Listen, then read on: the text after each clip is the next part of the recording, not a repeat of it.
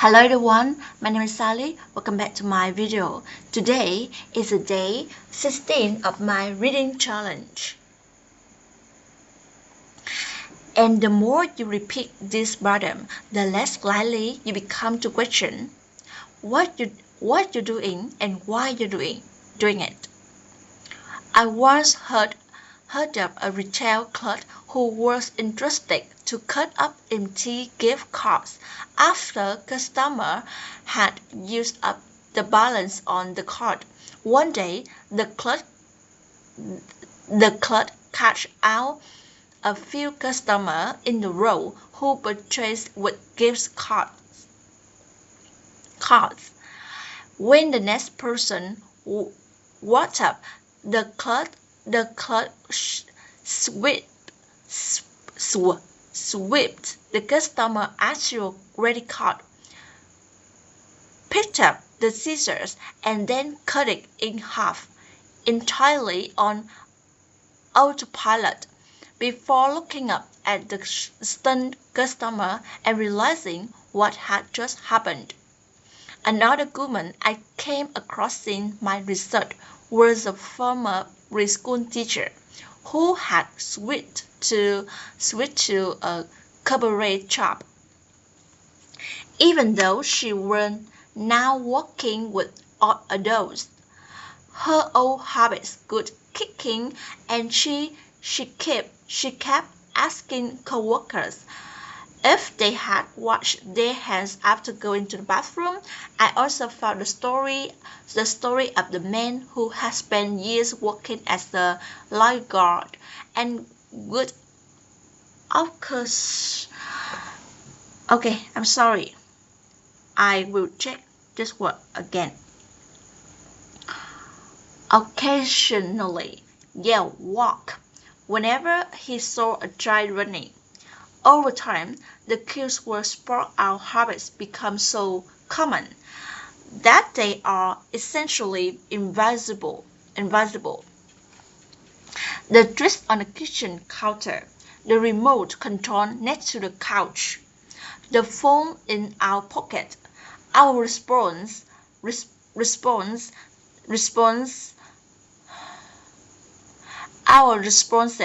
to these cues are so deeply encoded that it may feel like the urge to act comes from nowhere. For this reason, we must begin the process of behavior change with awareness. Before we can effectively build new habits, we need to get a handle on our current ones. This can be more challenging than it sounds because once a habit is firmly rooted in your life, it's mostly non-conscious and automatic. If a habit remains mindless, you can expect to improve it. As the psychologist Carl Jung says, until you make the unconscious conscious, it will direct your life and you will call it fate. The habit scorecard. The Japanese railway system is regarded as one of the best in the world. If you ever find yourself riding in a train in Tokyo, you'll notice that the conductors have a peculiar habit. As each operator runs the train, they proceed through a ritual of pointing at different objects and calling out commands when the train approaches a signal. As a signal, the operator will point at it and say, "Signal is green," and the train pulls into and out of each station. The operator will point at the speedometer and call out the exact speech. When it's time to leave, the operator will point at the timetable and state the time. Out on the platform, all the employees are performing similar actions. Before each train departs, staff members will point along the edge of the platform and declare, "On clear." Every detail is identified, pointed at, and named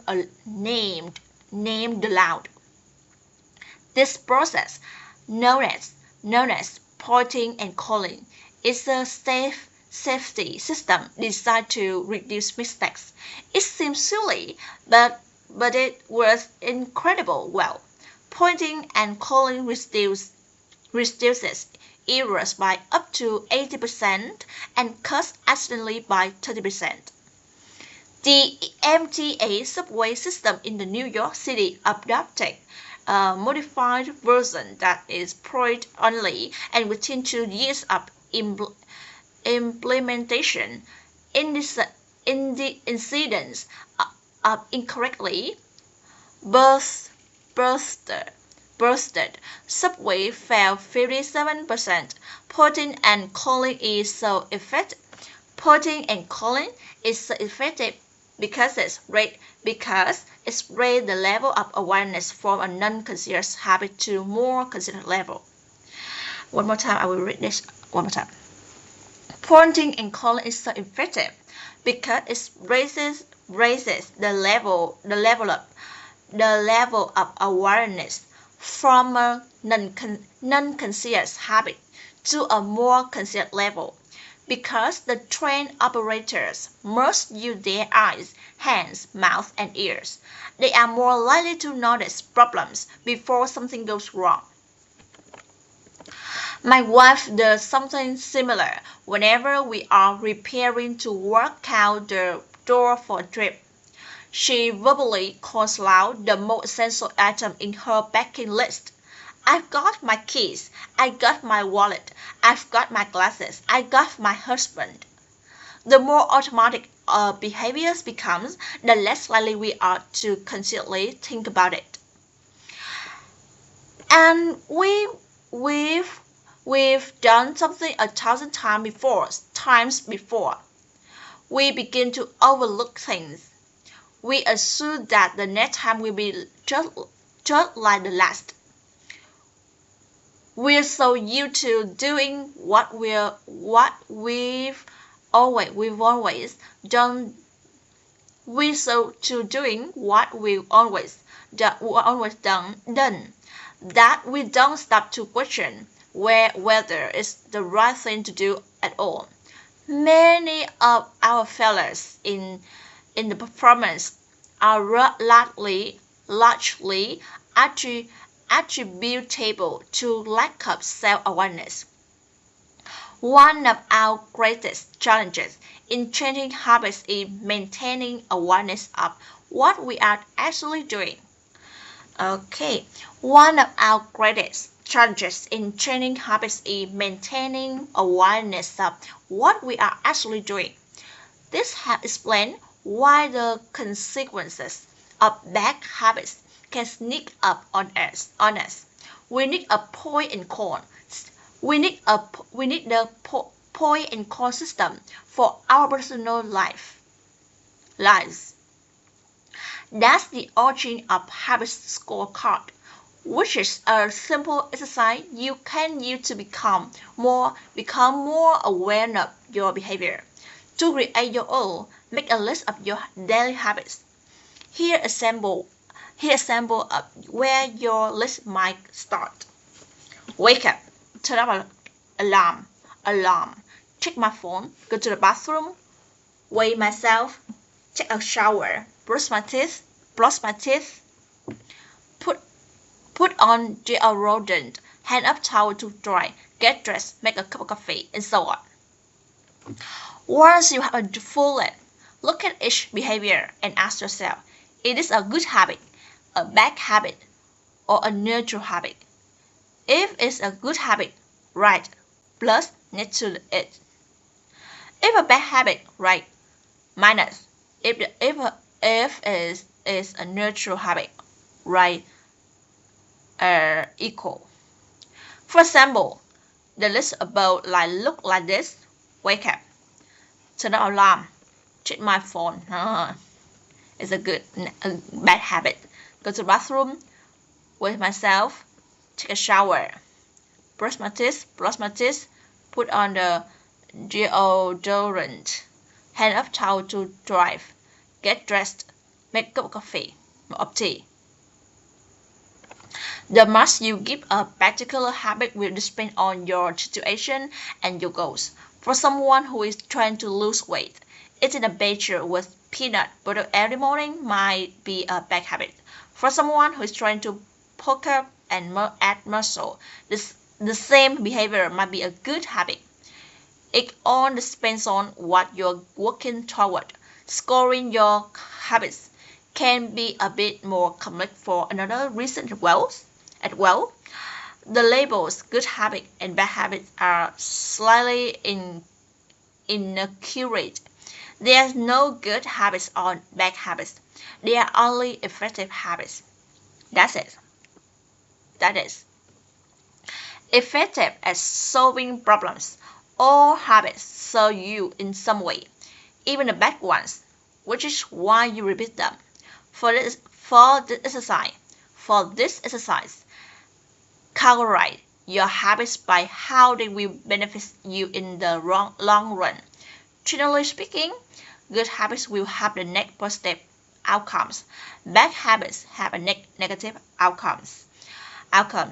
Smoking a cigarette may reduce stress right now. That's how it's serving you, but it's not a healthy long-term behavior. If you still having trouble determining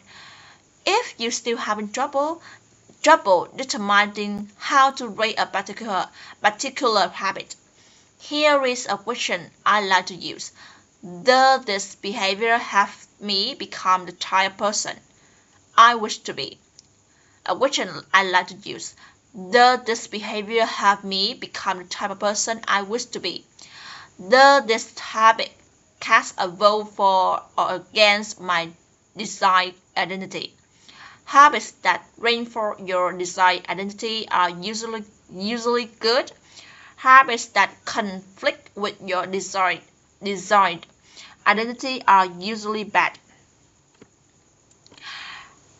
As you create your habit scorecard, there is no need to change anything at first. The goal is simply notice what is actually going on. Observe your thoughts and actions without judgment or internal criticism. Don't blame yourself for your faults. Don't praise yourself for your success.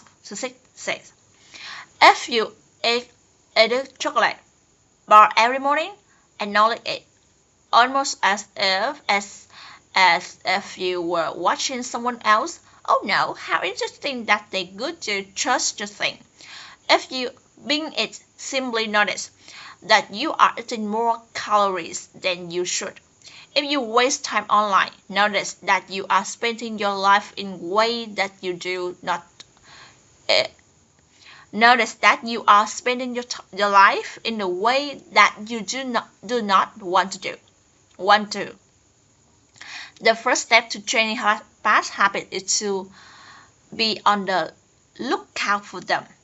If you feel like you need extra help, then you can try pointing and calling in your own life.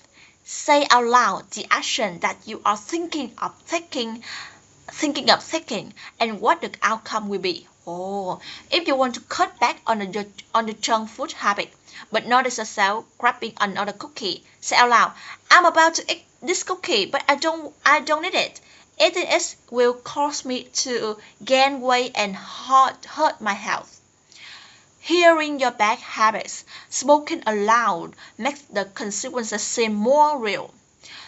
It adds weight to the action rather than letting yourself mindlessly slip into an old routine.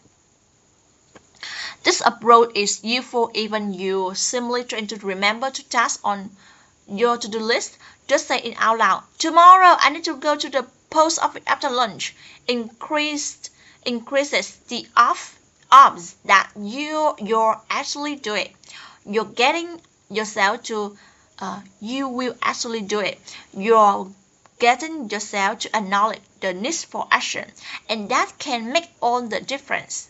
The process of behavior change always starts with awareness. Strategies like prompting and calling and habit score are focused on getting you to recognize your habits and acknowledge the cues that trigger them, which makes it possible to respond in the way that benefits you. Thanks for listening.